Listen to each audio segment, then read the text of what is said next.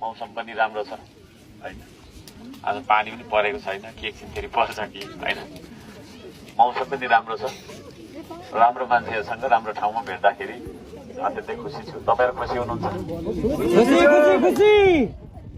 श्रम संस्कृति को श्रमदाताहरू थुप्रै यहाँ हुनुहुँदो रहेछ। मलाई अत्यन्तै खुसी लागेको छ। हामी सबै मिलेर काम गर्नुपर्छ भन्ने हो श्रम संस्कृति भनेको चाहिँ। र काम गर्दाखेरि सबै मिलेर गर्ने। तपाईहरुको यहाँ काम पर्दाखेरि धरानको मान्छे आएर सघाउँछ, धरानमा काम पर्दा तपाईहरु कहाँ आएर सघाउँछ? हुन्छ हुन्छ हुन्छ श्रम संस्कृति हैन। हामी ताप्लेजुङबाट दार्चुलासम्म जान्छौँ काम गर्नलाई। दार्चुलाको मान्छे ताप्लेजुङसम्म आउने बनाउँछौँ। हो त्यो हो श्रम संस्कृति। हामी नेपाल आमाको छोराछोरी मिलेर काम गर्दैनौँ, त्यसले गर्दा देश नबनेको रहेछ। अब चाहिँ मिलेर काम गर्नुपर्छ भन्ने सन्देश हो श्रम संस्कृति चाहिँ। त्यसो भएको कारणले गर्दाखेरि यहाँ अब हाम्रो उद्घोषण गर्नुहुने हाम्रो जेमजी भान्जाले अब यो पार्टी के हो कता हो भन्नुहुन्छ होला भनेर भन्नुभयो। मैले छोटोमा त्यति भने मिलेर काम गर्ने कुरा हो, देशको लागि काम गर्ने कुरा हो। गफले देश बन्दैन रहेछ। भाषण थुप्रै सुन्यौँ हामीले हैन। 60-70 वर्ष भाषण सुन्यौँ, अझै पनि सुन्दैछौँ। र अब चाहिँ भाषण धेरै नसुनौँ, काम गरौँ फुरुफुरु भन्ने खालको चलनलाई चाहिँ श्रम संस्कृति भन्छ। तपाईहरु सबैजना श्रम संस्कृतिमा जोडिनु होला, म चाहिँ त्यो भन्न चाहन्छु। र कुनै दिन फेरि हामी मजाले भेट्नेछौँ। अहिले पनि थुप्रो तपाईँले पर्खिनु भएको भन्ने मैले बुझेको छु। बाटोको कारणले गर्दाखेरि र मासतिर अलिक पानी पनि परेको कारणले गर्दाखेरि खास त्यस्तो समयमा हामी आउन सकेनौँ। माफी चाहन्छु, हामी माफी पनि चाहन्छौँ। पर्खिनु परेको छ होला तपाईँहरूले। बर्खा मासमा खेती गर्नु छोडेर तपाईँहरू आउनुभएको छ, समयको लागि धन्यवाद दिन चाहन्छु।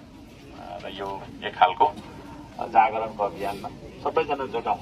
यता बस्नुहुनेहरू, यता अगाडि बस्नुहुनेहरू, यता बस्नुहुनेहरू, यता पछाडि बस्नुहुनेहरू, सबैजना जुटौँ, त्यो म भन्न चाहन्छु।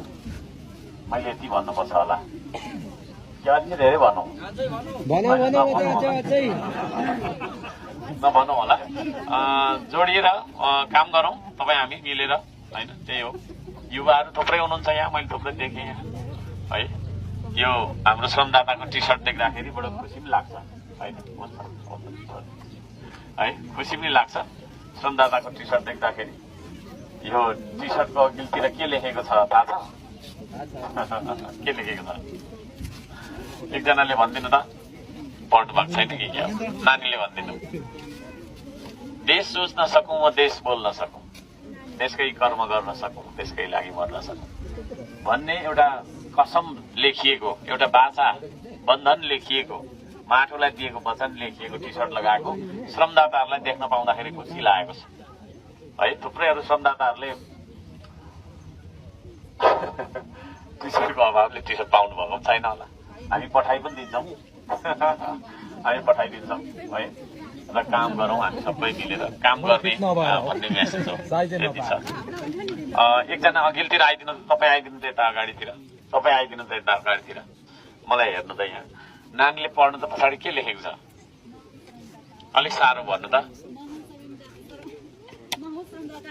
महु श्रमदाता हेर्दिन म अरूका आस, बन्दिन म जिउँदो लास, सजाउँछु श्रमले परिवेश, बनाउँछु म आफ्नो देश। वाउ, ताली ताली ताली। हो त्यसो भन्ने टी सर्ट हामीले लगाइरहेका छौँ। त्यसको तलतिर त्यो एउटा आकृति छ त्यहाँ। यता आउनुहोस् त, यता आउनुहोस् त। त्यो तलतिरको आकृति के हो भन्नुहोस् त? त्यहाँ हातेमालो गरेर ढुङ्गा पास गर्दै गरेको, त्यतिकै हावामा हातेमालो गरेको होइन। त्यो चाहिँ धरानमा होइन, सेउती खोलामा ढुङ्गा बोक्दै गर्दाखेरि खिचेको फोटो हो। त्यो खास फोटो हो। त्यसलाई चाहिँ कालो ब्ल्याक बनाएर त्यस्तो देखेको छ। त्यहाँ हामी छौँ। त्यो उभिएको लाइनमा एकजना म पनि छु त्यहाँ। त्यसरी चाहिँ काम गर्नुपर्छ मिलेर। हाम्रो गाउँठाउँ कहीँ कतै कुलो भत्किराखेको होला होइन, कहीँ कतै बाटो भत्किराखेको होला होइन, कहीँ कतै तपाईँको के बिग्रिराखेको छ यहाँ।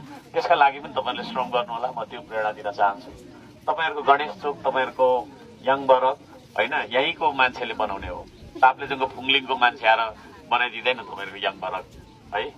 र फुङलिङ बनाउनको लागि यङ बरकको मान्छे गएर एक दिन मात्रै सघाउँछ, 2 दिन मात्रै सघाउँछ, तर फुङलिङकै मान्छेले बनाउने भन्ने संस्कृति हो श्रम संस्कृति। म त्यति भन्न चाहन्छु यो पार्टी भन्दा पनि काम गर्ने कुरा हो है। हामी काम गर्छौँ बेसरी काम गर्छौँ र त्यो काम गर्नुपर्छ भन्ने मेसेज म दिन चाहन्छु। अब पानी पनि पर्न थाल्यो, त्यसो भएको कारणले गर्दाखेरि अब मैले चेती भने मेरो बिटमा हार्नु पर्यो। साह्रै राम्रो बोल्नु हुँदो रहेछ हाम्रो भान्जा होइन। भान्जालाई मेरो यो खोत्रे माइक गिफ्ट दिनु पर्यो भनेर है, किनभने त्यहाँ अड्काउने भाँचिएको रहेछ र यहाँबाट धेरै राम्रो अभिव्यक्तिहरू दिनु ल है।